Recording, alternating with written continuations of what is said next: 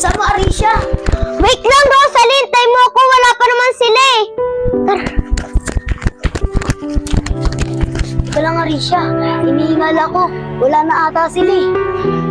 Rosalie, akala ko matatapang sila.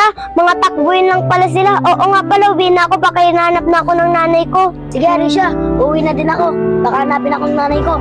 Oh, sige, uwi na din ako. Nandiyan na kaya si nanay? Makauwi na nga, baka mapagalitan pa ako. Naku, nandiyan na si nanay. Nay, nandito na po ako.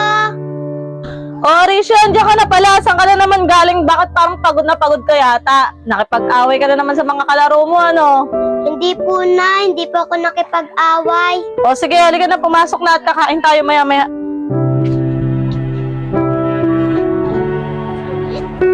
Sakto, nakakuha ko ng 50 sa pitaka ni nanay. May pangkain na kami ni Rosalie.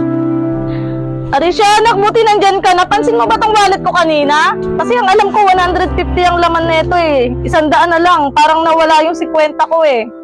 Kinuha mo ba yung 50 neto? Nay, hindi po, Nay. Baka nakalimutan nyo lang. Binili nyo lang po kaginina. Ah, ganun ba? Siguro nga, may binili lang ako kanina. Nakalimutan ko lang. Ano ba to? Makakalimutin na yata ako.